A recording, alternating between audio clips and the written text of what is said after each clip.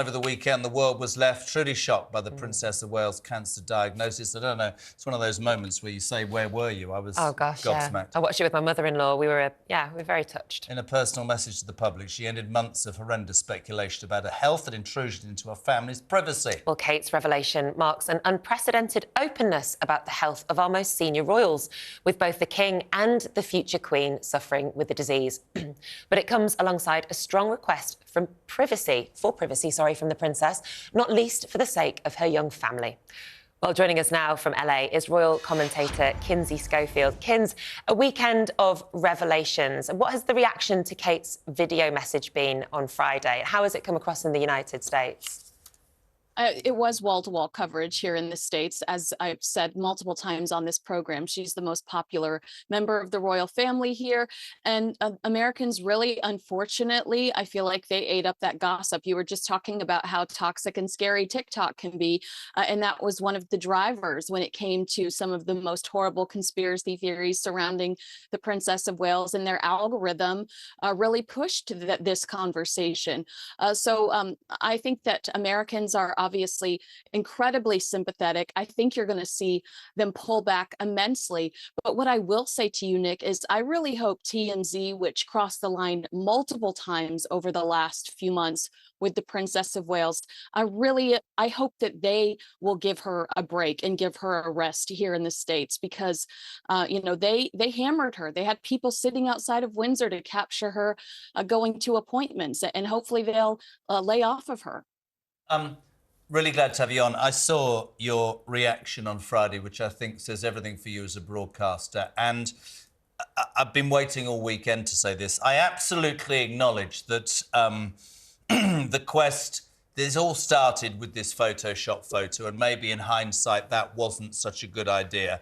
But what really turned my stomach over the weekends is those celebrities, or that idiot, what's that left-wing bloke here called Owen, rowing back on the most ridiculous things that they've said. And then I read this morning on my way in that there are people now saying online that this is an AI-generated thing. Let's just put this down to the fact this is a woman with 3 young kids who's been diagnosed with cancer. She looked ill, she sat there, she was honest. If people don't get them, and I hope, and I'm being completely, Blake Lively, was it, Kim Kardashian, all these people, I tell you what their judgment will be. The judgment will be the world's public, because the world's public now needs to respect Catherine Middleton. Anybody that still peddles this rubbish deserves to do one. It was awful. I know, cancer is everywhere, but it was just the way about the kids and everything, and the hammering she's taken. I get the photo started those discussions. We've spoken about it on the show, yeah, absolutely. But at the end of the day, it got beyond, it was bullying, and it needs to stop.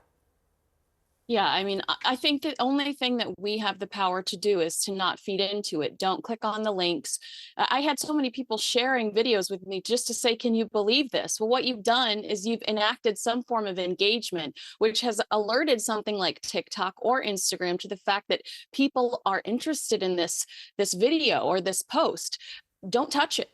Report it if you feel the need to, but don't engage with it, because when we engage with it, that tells the social media algorithm that there is something about this post that's going to get people fired up, and then they thrust it in front of a brand new audience. So we've got to shut it down. Each and every one of us can do that by just not engaging in it. But we can absolutely focus on the positives that have come out of this. And I think that for a lot of people, it's humanised the King and the future Queen, because, it shows that whoever you are, cancer can affect any kind of family. A lot of the front pages here, particularly the Daily Mail's got a photo of King Charles and Kate there. And I think what's been really lovely has shown the strength of their relationship. And there's talk of the fact that they had lunch together to talk about their respective cancer diagnoses. It seems to be quite a close bond that they share. He toddled along, apparently, his dressing gown in hospital to see her, which is lovely, isn't it? Imagine that, you've got a visit at the King's here. It just seems to be a very sweet relationship. Yeah, and something we'd never really heard described, before this.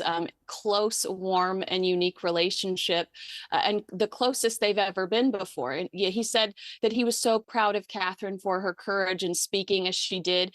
And I said on this program last week, I wish we saw a more unified front. I apologize for not being more patient, because here we are today discussing that there were meetings going on in the background, and there's some sincere love here and support happening.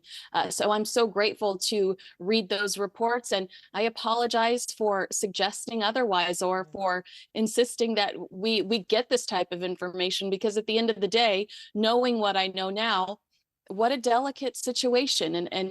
And these are two families that are dealing with the hardest time of their lives. You know, when You can be forgiven, though, Kinsey, because it was an unprecedented situation as well. And I think, you know, a lot of protocol had been broken and people really didn't know what was going on. And I said my piece. I said I thought it was wrong that he didn't come out and support them all. Listen, that's in the wash. I will say one thing, and people will criticise what I'm about to say. I'm just going to say this because I had cancer. The good thing about her message was preemptive chemotherapy. Yes. Means that for cancer to spread, it has to go through the lymph nodes. And preemptive, which is by injection or by pill, means that it hasn't gone through at that stage. And it's a case of I mean, basically the news is they've obviously found it, and they're quite hopeful that they've caught it, and they're giving her chemotherapy to make sure that that is sorted. But I think the whole nation and the whole world, I agree with you, Kinsey, and I thought you handled it brilliantly on Friday, mate, because it was really obvious how much it meant to you, and I think that's incredible. I think it's important. I think it reflected a lot of people's emotions. So thank you, Kinsey, for joining us Thanks, this morning. Kins.